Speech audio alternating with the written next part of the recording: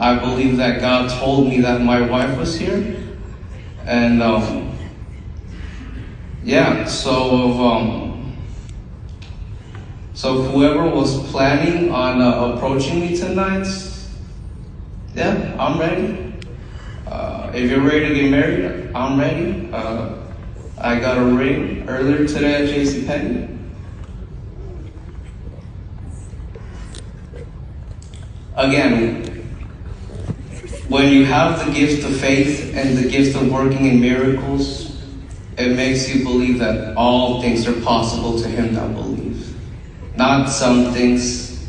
Just like the Holy Spirit transported Philip the eunuch in Acts after he got baptized, he can still do that today. He is still doing that today. We just have to believe in the greater miracles of Jesus Christ.